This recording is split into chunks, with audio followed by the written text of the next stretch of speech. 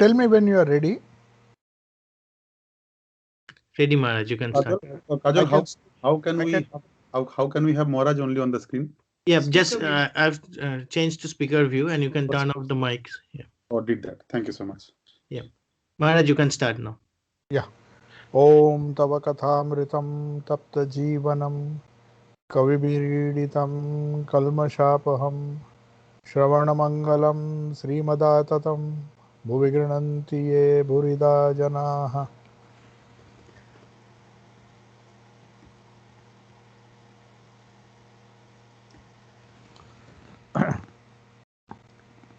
So we were on page number 103, chapter 4, which begins with a verse from the Taittiriya Upanishad, which says, Yato vacho nivartante aprapya manasa saha. So this is a part of that whole shloka. But the meaning here is very simple. Yato vacho means where, from where the mind and speech cannot reach. That is the meaning. Nivartante means it stops actually, literally. The speech does not go further. Yato, where the mind and the speech. Aprapya manasa saha. So manasa, where not only the speech, mind also does not reach. Means you cannot understand or experience Brahman with the help of the mind alone or speech alone. Speech cannot be used. Thakur used to say that Brahma is one thing in this whole universe which has not become uchista. That means it has not been spoken of. It cannot be spoken of. So Taittiriya Upanishad, that is the verse, and the heading also is very appropriate. What Brahman is cannot be expressed by speech. So a Brahmo devotee asks, is God with form or without form or formless? So Sri Ramakrishna says one cannot limit God. He is formless and then with form too. For a devotee, he is with form. For a Jnani, that is to say, one who considers the world a dream, God is formless. Now this line is very important. Of course, M, when he started the first conversation itself, it was something new to him to know that God can be both with form and without form. The Brahmos naturally belonged to the, Brahmos believed that God is formless but with qualities. Saguna Nirakara. There are four categories possible. Nirguna Nirakara, where Advaita and others, Buddhi, even Buddhism, God is Nirguna. He doesn't have any qualities, nor is he, does he have any shape. So Nirguna Nirakara is of the nature of pure consciousness. Consciousness is not a quality. When consciousness reflects through Prakriti, then the gunas take different shape and then we get the qualities. Actually, guna and qualities, I have the same word. Gunas means three gunas, sattva, rajas and tamas. But in Bengali and other languages, you will find gun also means qualities or gun bhalo gun. So that idea of gun or a quality, either good or evil, comes from the fundamental changes in nature.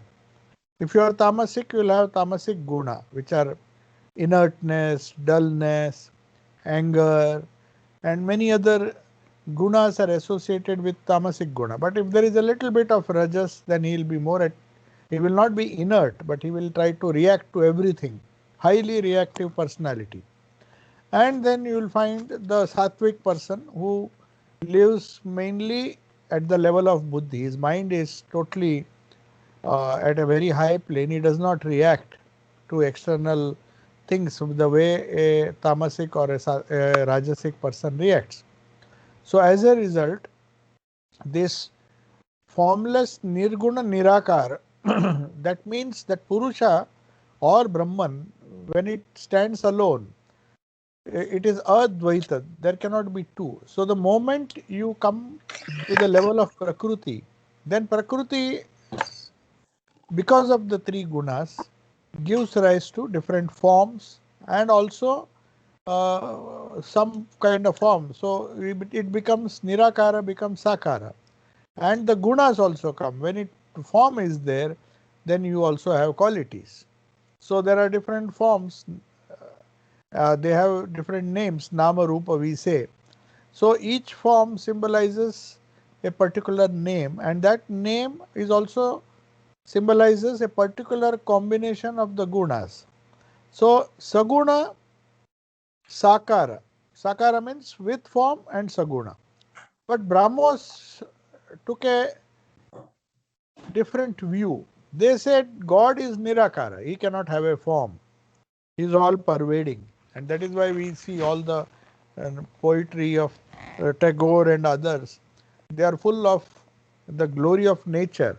So they want to see the all pervading divinity everywhere.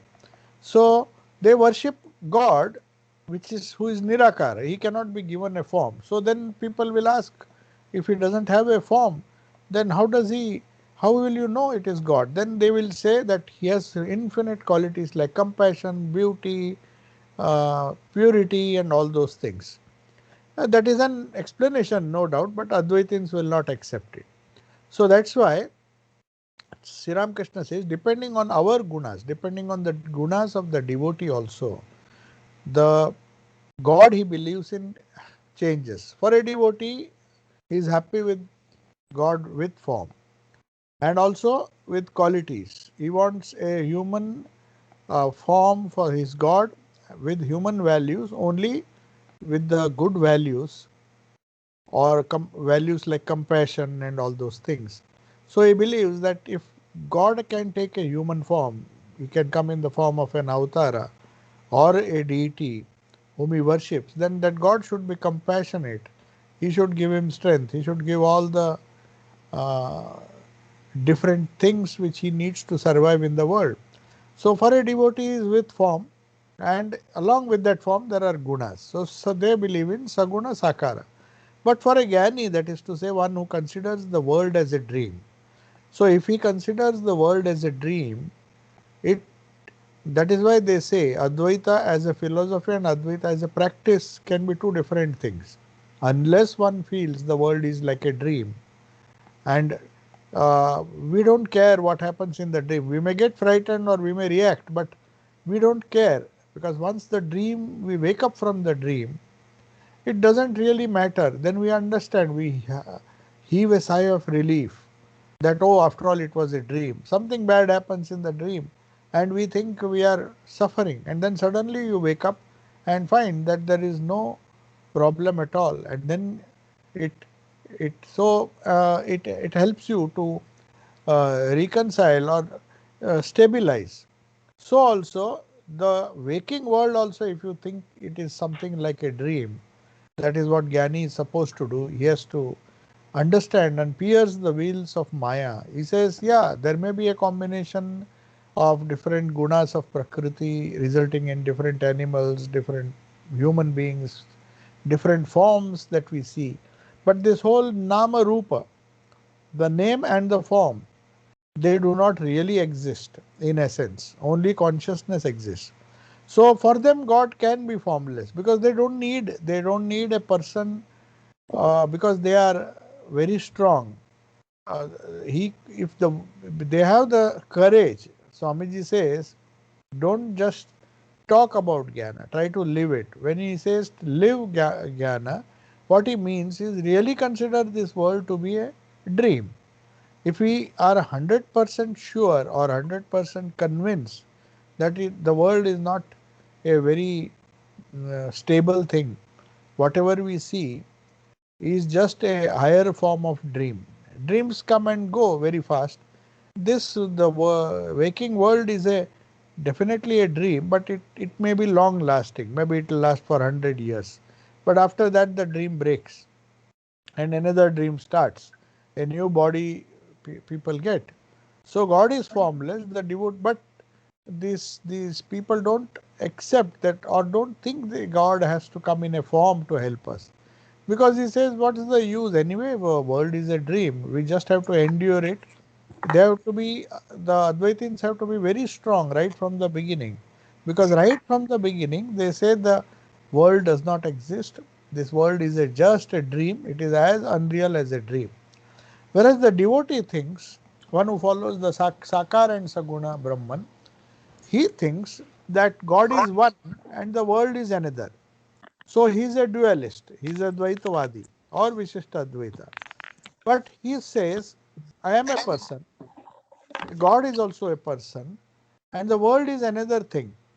So if God is a supreme being who, unlike us, has infinite powers, has infinite capacity, has infinite wonderful qualities, all these things he has, but he is separate from the world. So he comes, he has to now and then come as incarnation to show to the people who live in the world who will ever remain in the worldly state. Only thing is, after realizing the God with form, they will go to their loka.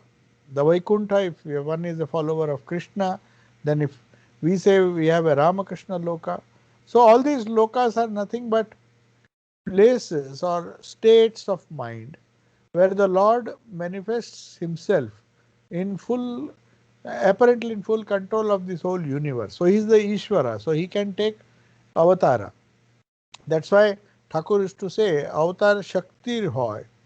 Only Shakti can give rise to avatar. What he means is the manifestation of the Purusha in Prakriti is also known as Shakti. So the Shakti, the Avyakta, before manifestation, before even manifesting, she resides as Parama Prakriti. But anyway, she is Shakti. So Shakti, when she becomes active, you notice this word and you also realize, if you are a follower of the path of Jnana, that whatever may be the form and whatever may be the name and the qualities, it is not going to last long. Maybe a few hundred years, not few hundred years, less than 100 years, a person may aspire to live. But even that is transient. There's no guarantee. One can live for even 20 years, 30 years, 40 years. So that through reasoning, they say if the world, it's not that world is like a dream. World is like a dream because the dream world is real as long as the dream exists. The moment the dream breaks, then only you realize that after all it was a dream and you don't care. So also, as long as the waking world bondage is there, a Jnani thinks, Jnani endures it, saying that he has to continuously repeat that this world is like a dream. That is why Totapuri, when he came, he said, why do you clap and sing before the Divine Mother? It is just a superstition.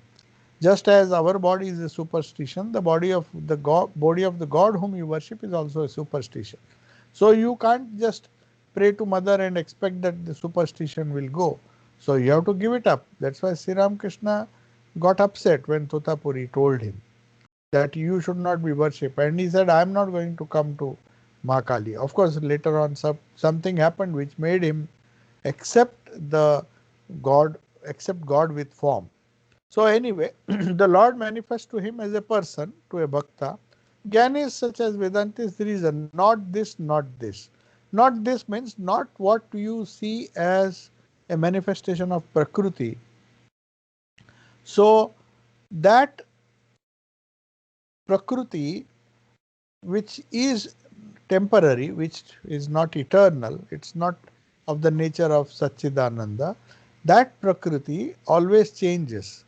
And every time Prakriti shows up certain things, the Jnani has to say, not this. So Prakriti will say, okay, you accept this God, you accept this form, you accept the different planes, you accept the gunas. But the Vedantis, the Advait Vedantis have to deny all these levels of existence, whether Sthula, Sukshma or Karana. And day and night just meditate upon the Mahavakyas, Aham Brahmasmi and all those things. These Mahavakyas are taken from the Guru, given by the Guru, and the disciple has to meditate on the meaning. So when you meditate on the meaning, the first thing you have to do, say Neti, Neti, na iti, not this, not this. By so reasoning, the Jnani has the inner feeling and experience. That is, individuality is an illusion.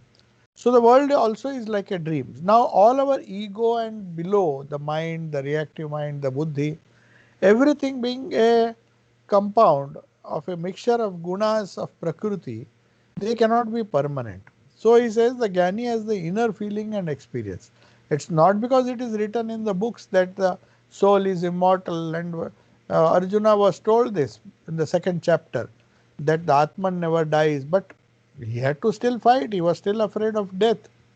So continuously reasoning, if you continuously reason, then you will find that through an inner feeling and experience, you will find that even the individuality, the petty ego with which we transact with the world, it's not just the world is an illusion, even that ego is an illusion. That has to be understood first.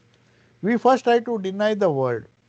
When the world gives us good things, we are happy with the world. But there is a lot of pain in the world. We think, oh, world is such a horrible place.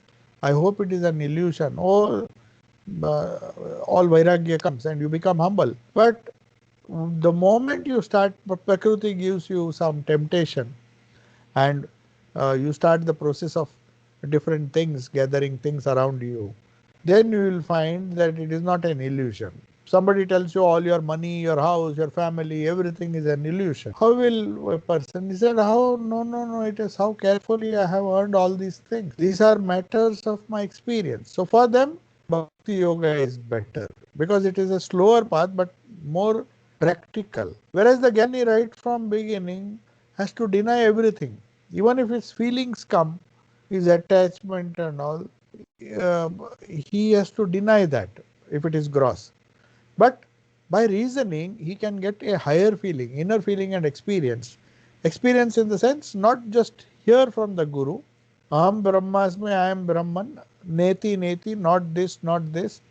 So he, after discriminating like that, not this, not this, he comes to an inner feeling and experience that his individuality itself is an illusion.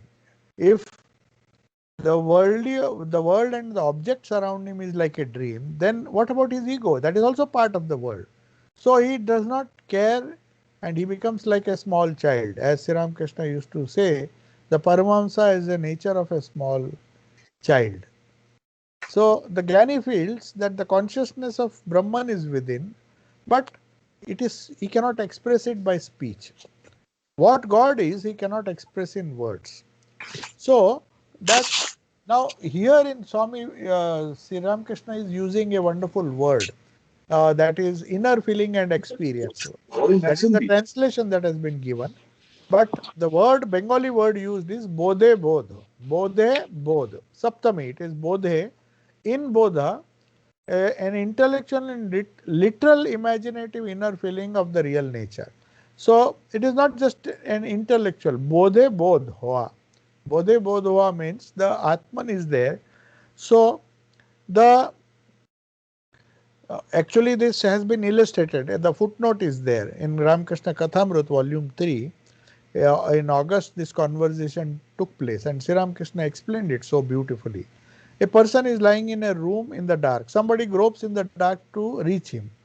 His hand touches a couch and he says, not this, it is not he. Then he touches the window. Oh, this is not he. Because he knows that this is the nature of Sachidananda or the person. Then he touches the door and says to himself, not this, not this. At last his hand touches the person. Then he says, oh, that is it, that is it. So Aham Brahmasmi, Tat Tvamasi, and all those things, these are the assertions which come as a result of sadhana and intimate experience. So when you have bodhe bodh, the imaginative or the inner feeling, the intuitive feeling of the nature of Brahman, not just an intellectual conviction, but an intuitive feeling that this is Brahman, this is pure consciousness. So bodhe bodh means pure consciousness when it is separated, and separated mainly from the ego, then only pure consciousness remains. It's like peeling an onion. Sri Ramakrishna used to say, first you peel out, not this. I am not the body. I am mano buddhi ahankara chitta ninam. I am neither mana, buddhi nor ahankara. I am not the taste, and there are so many. Nacha grana netre, I am not the eyes. So a constant denial is the path of a jnani. And just like a person goes into a dark room and is searching for a human being and he touches many things, a sofa and a window and then the door, and everywhere he just, because he can't see anything till he touches the human being. So till we touch Brahman, till we experience Brahman, that bodhe bodh will not take place. That's why Sri Ramakrishna says the Jnani feels the consciousness of Brahman within, but when he tries to experience, even Sri Ramakrishna felt that difficulty. He was very keen to tell what experiences he had. Some of the experiences he could describe because they were of a nature, it had some form in that. But the formless experience, how can one describe? Because there is no form, there are no words. Word means nama, means form comes. There is no word in this universe which does not have a rupa. So nama rupa is Jagat. When somebody asks Shankaracharya uh, what is this world? He says the world is nothing but nama rupa. Nama means a name and rupa means the form. So name and form, you can't say that I shall hold on to the form but not the name. So name is definitely connected. So the moment you spell it out, say Brahman is like this, that means you are naming it. And if you are naming it, the rupa comes. But Brahman is pure consciousness. It has neither nama nor rupa.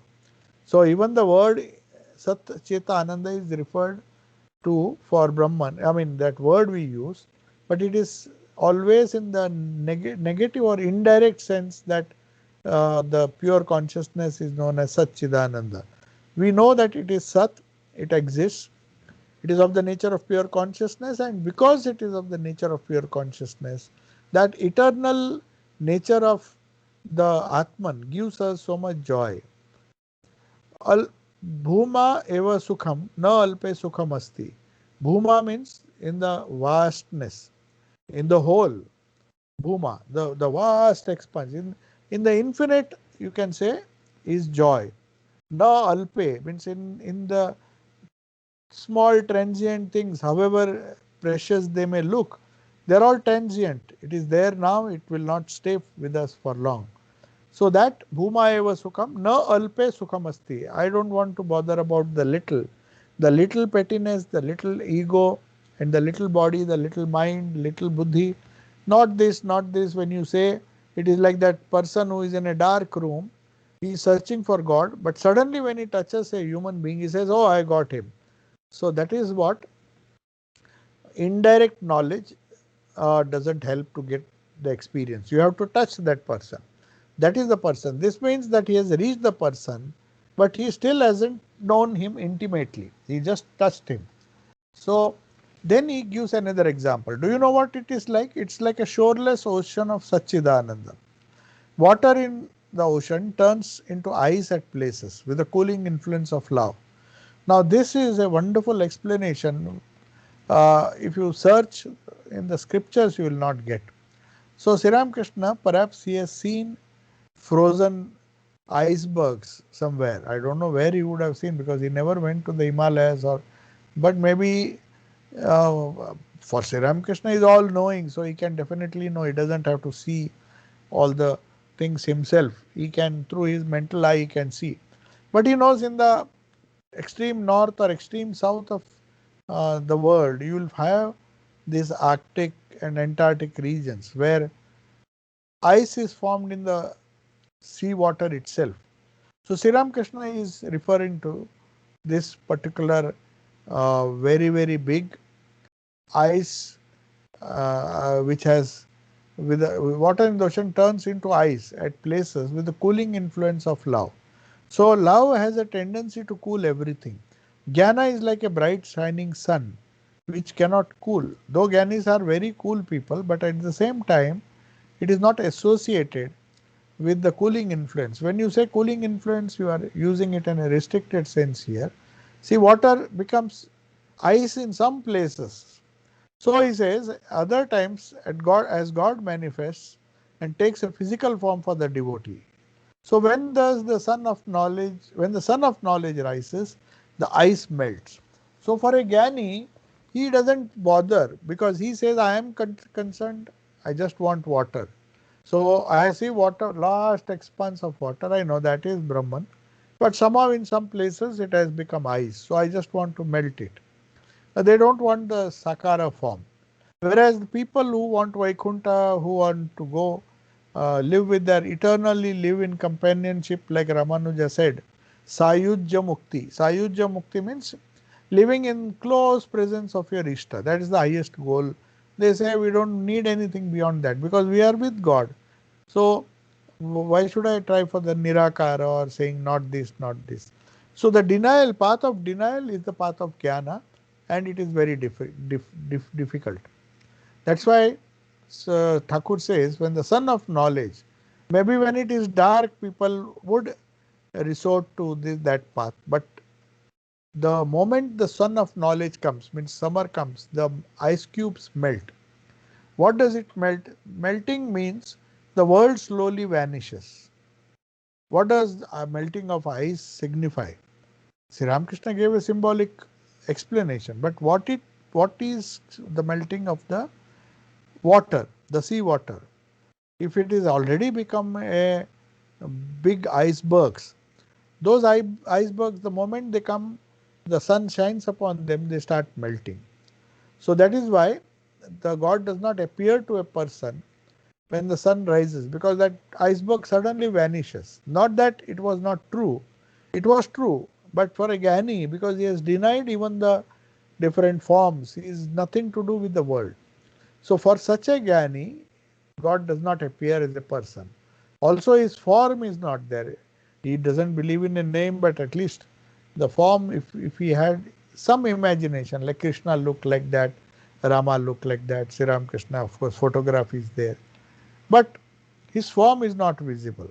What God is cannot be expressed in words. Not only is form not there, the nama also is not there. Means you cannot express. If you use certain words, somebody will point out a defect in your argument. You will say that you can't explain God through the mouth, through speech, only through experience. Bodhe bodh korle sakshatkar hoy. Bodhe bodh means to focus on the consciousness itself rather than focusing on the reflections of consciousness that you see in Prakriti. So, what God is cannot be expressed in words. That's why Thakur says, even if I try to explain, I will be speaking at a little lower level. What he really is, you have to get Brahma Jnana, or you have to realize that Nirvikalpa Samadhi. So there is no contact. You have totally denied the existence of anything. Whatever has a name and form, you say it is nothing. Then what remains? That is what Sri Ramakrishna says. That is only pure consciousness remains. So what God is cannot be expressed in words. First, who is there to express him? He who would describe him has disappeared.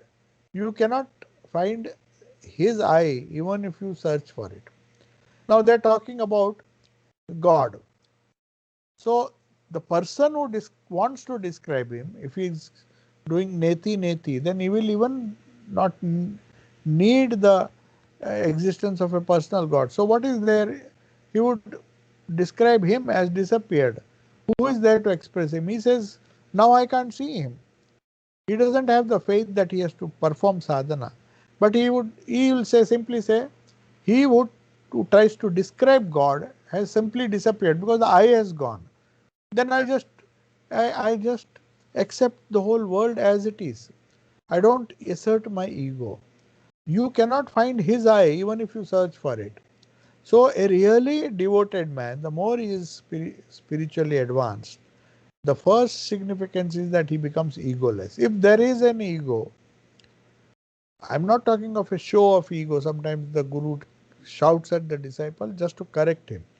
But if you really find that a person does not have, is very humble, he adjusts with everybody, very highly adjustable, then you find that his I is missing, that ahankar is missing. Even if you search for it, here the author says that you can't find his I.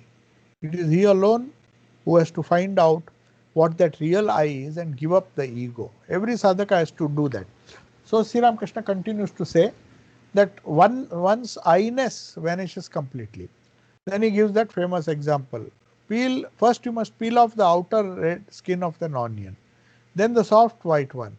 One continues to peel in this way until nothing of the onion remains. So that is how Sri Ramakrishna explains.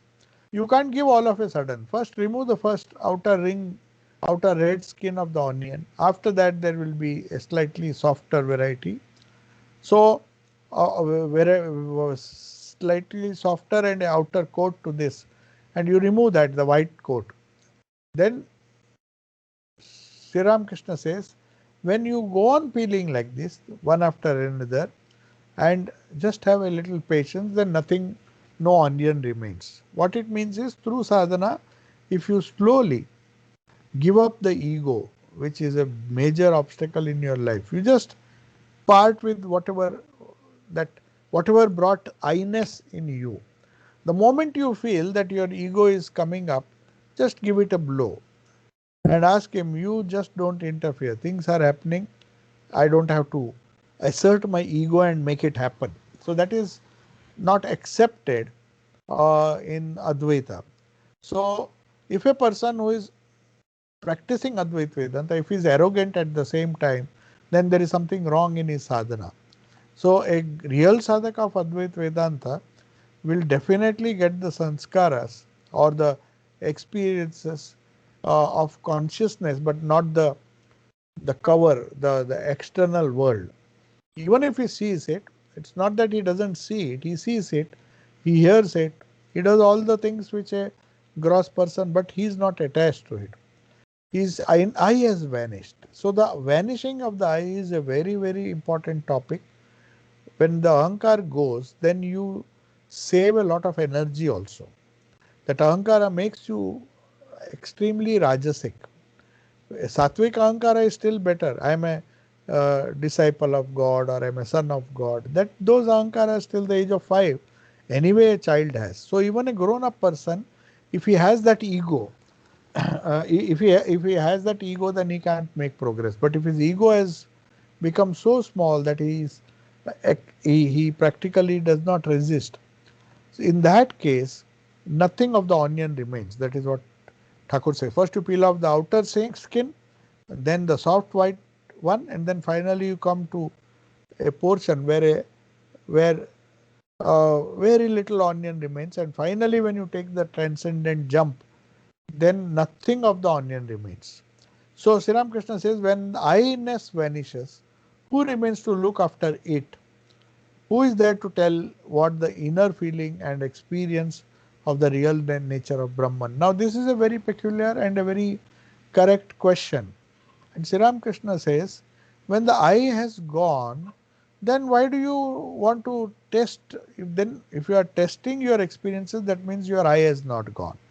The I is hurting you, that no, how can somebody come and tell me what all these things are? I will find out myself. But when the I vanishes, he has no problem. And then the Gyani says, then who is there to tell? If he has really reached a state where he gets higher and higher forms of samadhi, the grossness is slowly taken away, and finally the I-ness vanishes. But in that case, as it happened in the case of Thakur, he was definitely practicing Advaita Vedanta when Totapuri came, and he was forced by a Totapuri to think that the world does not exist. So he took upon the challenge and did that sadhana, but immediately as he uttered Om and the Mahamantra which was given by his Guru, immediately went into a trance. So these things happen. So when the I vanishes, only then these things happen. He goes into trance. But till the I vanishes, he will have the ego, and he will also try to describe through words, to Nama Rupa, and say my God is like that. That is what happens in the case of Bhakta. So the question asked is, if a Bhakta worships God with form, will he never get the Nirvikalpa Samadhi or the formless? He will. through the grace of the Lord. Because what he does is, he comes very close to the door. All he has to do, God's grace will push him through the door and he will enter the realm of consciousness when the I vanishes. Now, what does I vanish? What does the meaning of ego vanishing is given through another beautiful example. The salt doll went to measure the depth of the ocean. Now that is our condition. Now we are trying to understand the process of creation, the process of death, why sudden deaths occur, why certain people are born with certain tendencies, good or bad. So all these things are asked when the ego is there. But as Sri Ramakrishna says, a sign of the highest spiritual knowledge is that a person becomes silent. So if he has really found something great, then he becomes silent because that ego is not there. The salt doll of I-ness is dissolved in the sea of Satchidananda. If you compare Satchidananda to a sea, not a trace of differentiation remains because that salt doll has completely been absorbed in the water. And the water has become perhaps a little more salty, but it's an ocean. So no amount of salt, if you put, it will affect the ocean. So the sign of highest spiritual knowledge is that person becomes silent. The salt of his I-ness gets dissolved in the sea of Satchidananda. Not a trace of differentiation remains. So then he says, as long as the reasoning is not complete, that neti, man continues to indulge in endless discussion. So here, even if you follow the path of jnana, one important characteristic uh, Thakur is giving. He says, don't indulge in endless discussion, even though you propose to follow the Nirakar Nirgun path. And Sri Ramakrishna says, Yato Vacho Nivartante. He is quoting the Upanishads that even where mind and speech turn back, that means it has to be experienced. One cannot understand it. Otherwise, he will have endless discussions about God. But if he has a vision of God, then you can't deny, you can't convince him. He says, you believe in whatever you like, I believe in this God and I have got an experience. That's why Sri Ramakrishna says, till then, there is a problem. So as long as reasoning is not complete, a man continues to indulge in endless discussion. He is happy because that gives him a joy. He gets a lot of joy by just thinking about God. But a wise person who knows, he says, you don't uh, you don't have to bother about uh, the reasoning or the nature of God. Even Satchidananda is just a approximate definition of Brahman. So Sri Ramakrishna gives an example.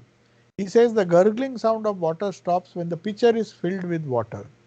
That is to say, when the water in the pitcher becomes one with the water of the pond, the pitcher is dipped in and then there is no sound. But till there is air and the water slowly comes, there is some sound if it is filled with water. But once it is full, then there is only there is no gurgling sound. Gurgling is when water is being poured. And as long as the pitcher is not fully filled, when it is fully filled, it doesn't make that gurgling noise. Because there is no pouring going on, there no more, it has become full. So in the olden days, Sri Ramakrishna gives another example. They used to say Kala Pani, the black waters. I mean, Kala Pani means you never returned. Andaman also was known as the Kala Pani because people were taken by into ships and put in the jail there. And many of them even did not return from Andaman Island. So that is why they also called it a Kalapani, thinking that once you go into the ocean, they called it black waters because if it is blue waters, you can come back. If it is black waters, we can't take it literally, but that is the term used. Kalapani means you simply vanish, your existence vanish. But Sri Ramakrishna says, I-ness does not vanish. Many things may vanish. Our property, our wealth, our near and dear ones, many things will vanish. Even after everything vanishes, our ego does not go. But Sri Ramakrishna says, by some method, if the ego vanishes, all your troubles will cease, not before. It is your ego. You have given up many things, but you have not given up the ego. So, you may reason 1,000 times, but the ego does not disappear. That ego, you just can't make it disappear. For you and me, it is good to cherish the I of a devotee of God. So, Sri Ramakrishna says, when that ego is so difficult to remove, only Gyanis who continuously deny the world, not this, not this, not this, and just want to realize the nature of Supreme Satchidananda Brahman. But it doesn't happen. But for others, there is a path, like people who are following Bhakti Yoga. He says, when the ego vanishes, all trouble cease. You may reason 1,000 times, but the ego does not disappear. For you and me, it is good to cherish the I of a devotee of God. So Thakur says, don't bother about your ego. It is not going to go. You just listen to me. And for you and me, it is good to cherish the I devotee of God. So if you go and uh, if you cherish that idea of I-ness, of that kind of ego, that I am a devotee of God. So ego is bad, but ego that I am a devotee, I am a very close to my Lord because I have done his japa, I have done his meditation. So the more you do, the more confident, the more love you get from God. So that is why he says that devotee of God doesn't bother about the formless God. He says, I am fine with the way I am, but I just want that transcendental bliss. So that is the idea. Now, for a devotee, now Brahman is with qualities. In other words, God is visible as a person with a form, and it is He who listens to the prayers. All your prayers are addressed to Him alone. You are not Vedantists, neither are you Gyanis. You are devotees. Whether you accept God with form or does not matter, or without form, does not matter. It is enough to feel that God is a person who listens to your your prayers, who creates, preserves and dissolves everything. He is the Srishti Karta and Harta, who destroys. A person who is infinitely powerful. So you just say that God is also made in the image of man. As they say, man is made in the image of God. So if you have a God with form, then the human form itself has that capacity to become divine. So if you feel that God is a person, then it becomes easy because then you don't go to other people. You just go to God and think that He is the one who is answering the prayers. And for that I have to be humble. I can't go with the ego and start demanding. You have to be humble. The more humble you are, the more the knowledge, the amount of knowledge is transferred to this person. So highly devoted people who believe that I am a devotee of God, I am a child of God, and they have developed so much confidence that somehow they manage to keep their connection with God. So, but Sri Ramakrishna says that is for the Jnani, but it is easier to reach God by the path of love and devotion. So this is what Thakur insisted. He said that may not be true. That may be these visions and these deities. For a rational mind, it may not look to be true. But when you focus on saying neti neti, not this, just removing the temporary or the transient from your sight by saying na iti, not this, then what remains is God alone, because you can't deny Him. He is Swata Pramana, He is self realized. So Satchidananda, the moment you become one, whether you start with a personal God saying He is infinitely powerful, He creates, He preserves and destroys, but ultimately he has to accept the fact that this divinity cannot be restricted in an avatar or a big person, however much he tries. But at the same time, these incarnations bear testimony to the fact that innumerable people at least have led good and peaceful lives. Even though he believes that there is a person who is infinitely powerful, who is after us, so we just have to pray to him. So it may not be a good idea to pray with the idea of getting something, but through love and devotion, one automatically, through the grace of God, one reaches God by the path of love. So it's not enough to say that I am the disciple of, or I worship this God who is infinitely powerful, who creates, preserves, and destroys. Yeah, it may be true, but what of it? Do you love him? He may be a powerful person. There are so many powerful people around you. Will they all give you money? If you ask, then there is a chance. So Sri Ram Krishna says it is easier to reach God by the path of love and devotion, as against the Brahmos who do not believe that a human being can come and save them, human being in the form of an incarnation. They just don't believe. Said it is just superstition. But Sri Ram Krishna has shown that it is possible for a uh, prophet to come and incarnate. It's his wish. Sri Ramakrishna incarnated, did his Leela and left much before Holy Mother did. Then she carried on, and that is going on. So that is the idea. Now chapter 5, it also begins with a verse from the Bhagavad Gita 11:54. Bhaktya to ananyaya shakya aham evam vidho arjuna ज्ञातुम दृष्टुम च तत्वेन प्रवेशतुम च param tapa. The meaning of this whole verse is, it's not, yeah, it's the whole verse. By unswerving devotion, that form of mind can be known. The formless, not the formless God, the God with form can be seen by ananyaya shakya. It is this form of mind can be known and seen in reality and also entered into. The scorcher of foes. Foes means enemies. So one who has unswerving devotion to that form of mind can be known and seen in reality and also enter. So this is what Bhagavad Gita's 11th chapter 54th verse says. The Brahmo devotee still asks, Sir, can we see God? If so, why don't we see him? He says, okay, I accept God is with form, but can we see that God with form? Sri Ramakrishna says, yes, surely he can be seen. He is seen with form and he is seen without form too. How can I explain this to you?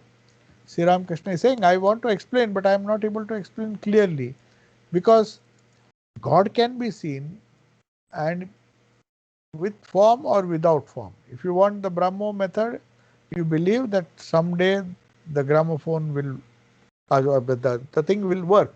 I can't explain unless you see that. So all these things, the concept of God, whether he is with form, without form, with gunas, without gunas, it's not enough to just say that God is without gunas or with gunas and not experience it. So the poems of Tagore, the Brahmo songs which you see, they imagine that a great worship is going on. So it is like a very big plate. The earth is a very big plate with so many lives, the jivas doing arti. Continuously it is doing arti to the Virat. So the Virat is being worshipped by this earth of ours, which was supposed to be a flat earth. So if it is a flat earth, it is like that lamp which is waved before the infinite God. So the Sakar and Saguna believers like Brahmos, they believed God does have qualities. But how can a being, or if he is not a being, how can he have qualities? The form and the Nama and Rupa go together. So Sri Ramakrishna says he is seen without form, but he can be seen with form also. But then he is not able to go beyond that. Sri Ramakrishna says, how can I explain this to you? The Brahmo devotee says, by what method can see him? Okay, if we can see, then if you, to Narendra Swamiji had said, Thakur had said that I not only see, but I can show you. So the Brahmo devotee says, by what method can one see him? Then Sri Ramakrishna gives a very simple solution. But it is mainly for bhaktas, but even for jnanis it can be a very useful thing. That is aspiration, that great longing. It is known as Vyakulta in Bengali. He said, by what method can one see him? Thakur does not give him any spiritual instructions. He says, can you weep for him with great longing? With lot of Vyakulta, can you just weep for him? Do you really need him? If you really need him, you will attain him. You will experience him. People shed pitchers full of tears for son, wife and money. But who weeps for God? As long as a baby remains distracted with his pap, his mother attends to cooking and all her household chores. But when the child tires of the pap and throws it away, screaming for its mother, she takes the rice pan of the fire, comes running and picks up the baby in her arms. When the child is occupied with anything that he is engaged in, whether it is a toy or something which he sucks upon, he gets tired and then he just throws it away. He wants something else and he starts screaming. So that desire to get something higher should be there in all of us. And until you scream, if you have really an earnest desire to attain something high, then Divine Mother will come, just like a mother comes and helps a child and gives him and whatever the child wants, she comes and gives it. So the Brahmo devotees ask, sir, why are there so many ideas about God's form? If you say God has a form, then he has to have one form. Why does he have so many forms? Some say God is with form, and they also say that God can exist in different form. He comes as so many deities in so many. How can so many forms represent one God? Some say, of course, he is formless. That is fine. If he says he is formless, he is pure consciousness, there cannot be a second, Advaita. There is no Dvaita, there is nothing, only God alone remains. That is the idea he understands. He is a formless. But if he is form, why he has so many forms? Then he says, and even among believers in God with form, we hear of so many different forms. Why such confusion? Then Sri Ramakrishna gives a nice answer. He says, whichever form of God a devotee sees, he believes in that alone. In reality, there is no confusion. If God is attained by any means, he will himself explain to you everything. First, try to understand or try to experience him.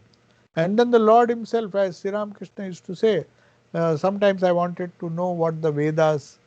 He used to hear a lot of scriptures, but his yearning and his sadhana was so intense that he got all the knowledge without even learning books. So sometimes he used to ask somebody to read. But there was no confusion because God himself had experienced, said, this is how I am. This is my reality. So after that, why do you need books? You don't need books. You don't need anything. So he says, uh, if you have never been to a particular neighborhood, how can you know everything about it? He says, God himself will explain. You just call on him with yearning. And then Sri Ramakrishna says, if somebody tells you about a neighborhood place, it's a beautiful place, you may listen to him, you may get happiness, but unless you visit, then you know everything about it, even the minute details. Otherwise, it's just theoretical knowledge. So also with knowledge of God. You may say, Satchidananda is this, is that, he's he's vast and he's this and that.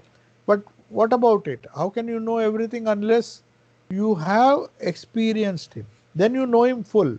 Otherwise, you know only a small aspect of God. But here, Sri Ramakrishna tells this beautiful story of a chameleon, a creature. Then he says, a man went out to relieve himself in the forest. He saw a creature on a tree. On his return, he said to another man, I saw a beautiful red animal on that tree. The other man replied, when I went there, I also saw it. No, I also saw it, but it is yellow. It is green. Whereas there is another person, he said, no, I saw it is yellow. In the same way, others said, it is the color of tobacco or eggplant or blue and all those things. All this led to a quarrel. because each one had experienced something differently. It had observed the same creature. The same creature was uh, actually seen by different sadhakas.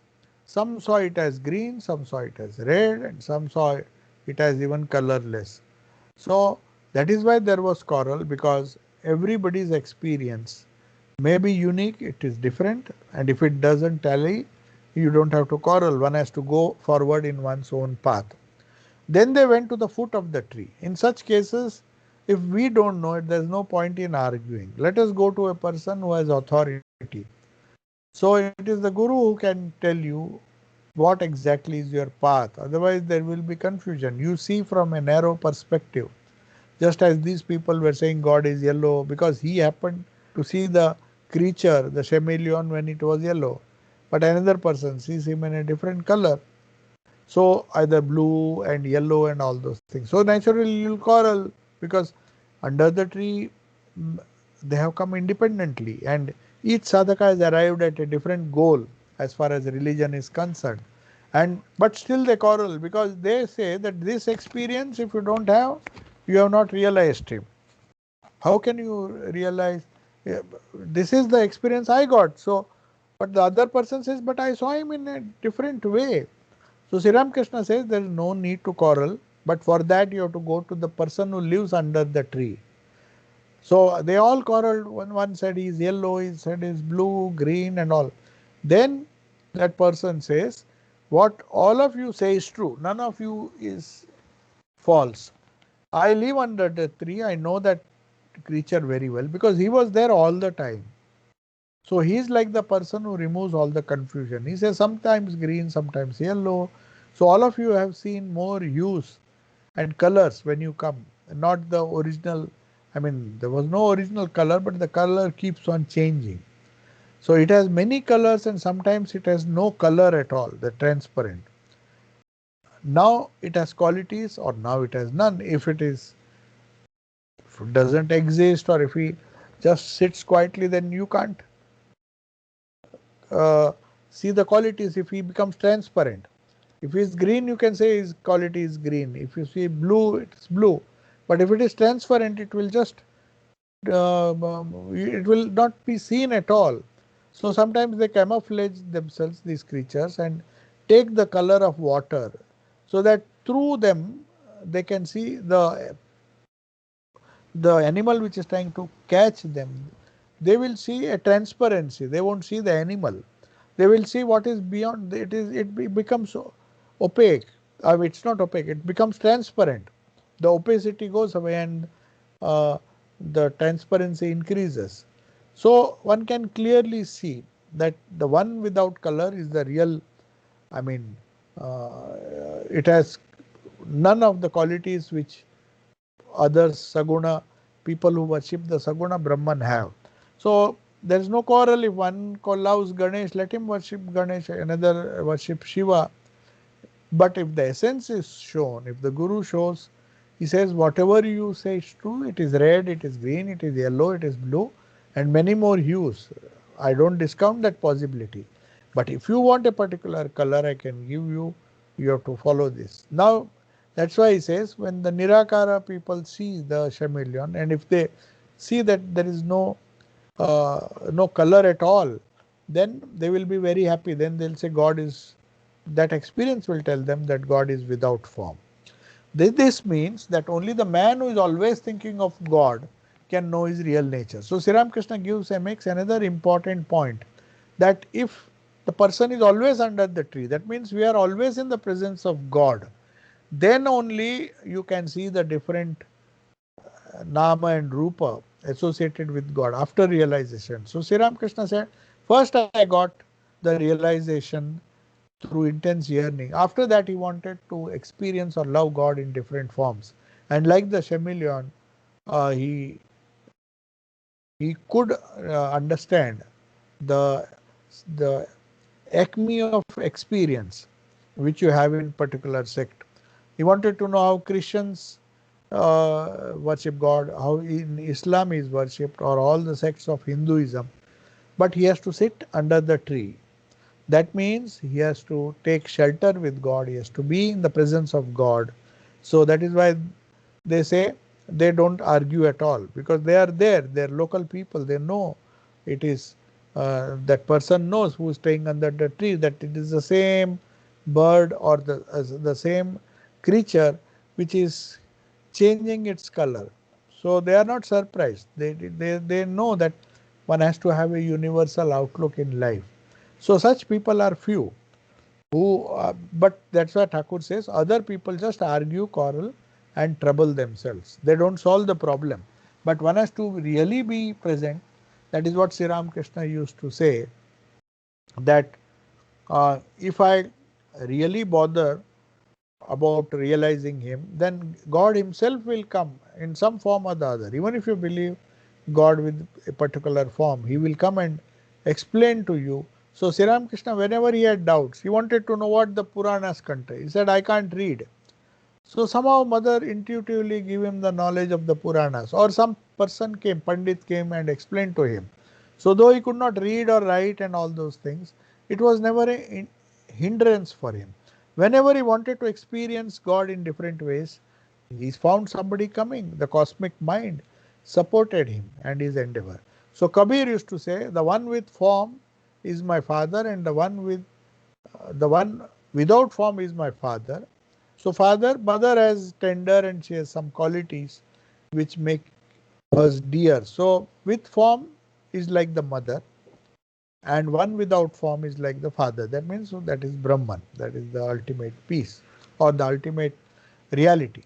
So God reveals himself in the form of the devotee loves most, the gracious loving Lord of the devotee, that he is. The Purana says God assumed the form of Rama for the sake of his heroic devotee Hanuman.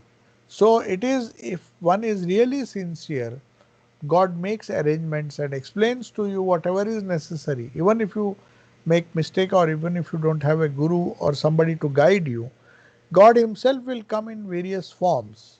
God can speak sometimes, Thakur used to say, as a child, as a madman. A madman may come and suddenly give you a wonderful advice which can change your fate, you can change your life. So also God reveals himself to the devotee, the gracious loving Lord of the devotee. That is what he is known as. And the Purana says, even in Ramayana, because of Hanuman, Rama had to come to reveal himself to the devotee. So that is the difference between the two approaches. So let us have a few questions if there are. We have just